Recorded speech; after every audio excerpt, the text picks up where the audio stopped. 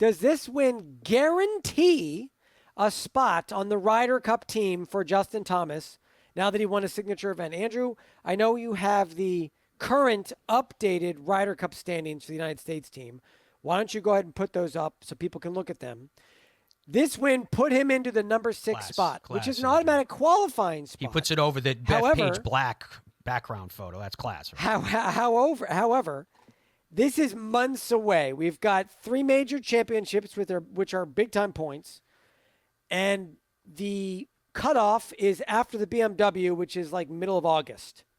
So if Justin does not, my point being, if Justin doesn't play very well and doesn't get another win or, struggles getting top 10s, he will not be in that 6th spot. He will fall down. And my question is this win enough? If he, like he was at the last Ryder Cup, sort of struggling coming into the Ryder Cup, they just took him anyway. Is this win going to get him even if he struggles from here on out? What's the date today? The 21st of April. We're almost in May. He was second at the American Express, tied for 6th at the WM Phoenix Open, tied for 9th at the Genesis, second at the Valspar, which he talked about in the sound that we played for you, tied for 36th at the Masters, and just won at the RBC Heritage. It's a question of, I think if he falls outside the top 12, and I'm not even sure statistically if he could do that based upon how he's playing and the points that he's going to continue to get, that one's tough. I think my guess is that he's on the team by virtue. But if you're looking at this list, which is still up there, right now I've got the top 20 for you right now. Yes. If you look at the second column, those guys 11 to 20, tell me someone from that list that either we're not thinking about or you wouldn't expect who you believe will be on this team. Andrew Novak. But let me just go through the list quickly for everybody, particularly people listening to us on the radio, the audio side. Number 1 is Scotty Scheffler. Number 2 is Xander Schauffele. Number 3 is Colin Morikawa. Number 4 is Bryson DeChambeau. Number 5 is Russell Henley. Number 6 is Justin Thomas. Number 7 is Maverick McNeely. Number 8 is Brian Harman. Number 9 is J.J. Spawn. Number 10 is Patrick Cantlay. Number 11 is Andrew Novak, because I feel like Novak's going to start breaking through. He's knocking on the door. Number 11 is Harris English, or 12 is Harris English. 13 is Tom Hoagie. 14 is Daniel Berger. I'd like to see him on that wall. 15 is Lucas Glover. 16 is Billy Horschel. I know everybody wants to see Lucas and Billy on the team too. 17 is Wyndham Clark, who's kind of showing form again. 18 is Tony Finau. 19 is Michael Kim, our friend. 20th is Akshay Bhatia, who, again, there's no name up there that I wouldn't love to see on the team. But I think Akshay would be fun to have on there, too, because I think he's a guy that I've said a zillion times is really easy to like, to be a fan of. If you look at the left side, 1 through 10, guys that are sort of a lock right now today, who do you see coming off? Who do you see slipping? Well, when you say a lock today, J.J. Spawn's got to keep up the good ball striking because he's 9th. It's easy to slide out of that. And when you've not played before, right, and you're looking for a captain's pick, it's really hard to get it unless you're coming off a heater that just happened at the time of the pick, in my view. Do you see anyone? So the guys in capital letters, the top 6 are locks to be on the team. Right now. That's the cutoff for the captain's picks this year. Do you see anyone in that top 6 that you think will not be on the team? They will end up not making the team. Top 6? No, I don't. I mean, it's very quickly. Again, listen, I don't want to turn this into a 1-hour Ryder Cup conversation. The Ryder Cup feels far away, but it's not in my head. It's really close, and I'm excited about it because it's in New York, and I'm just pumped about it.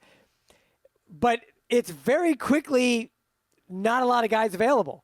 Like you're telling me that you're looking at 6 guys. We're talking about August. You're looking at 6 guys, and you're like, yeah, those guys are definitely going to be on the team. Whether they get a locked spot or they're a pick, that's 6 of 12 in your mind that are taken. That means there's only 6 spots even available at this point, whether you automatically qualify or not. You seem to think that Daniel Berger and Andrew Novak are seemingly really in position to make this team. Well, everyone that's on those lists is in good position to make this team. But I like of what we have right now, the top 6, I like seeing Bryson on that.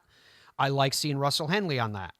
I think that with the United States Ryder Cup team, the sparks of life, even though they got crushed in Rome last time, but the sparks of life that the team has had has been because of new blood. That the guard has changed over the last 6 years. Andrew, do we have B-roll of Bethpage? I think that we do. Can you roll some of that? So How much do you want to put in stock? Do you want to put into, like in this case, length? Like if you've got a list of players and you just put them in order of who is the longest, wouldn't you want the longer players for this particular venue? Well, I mean, everybody's long that plays the game, but what's not true. Brian Harman's not long. But He's you know in the what's spot. He's not long. You know what's going to happen with this is they're going to cut down the rough. We just went through the stats of Justin Thomas, who wasn't even near average for the season, though he was this weekend, in driving accuracy. He can hit it a mile. So they're gonna tame that rough in order to play more to the advantage of the U.S. side. Bryson DeChambeau. Xander can pump it out there. Scotty obviously can pump it out there. Russell's been hitting it longer.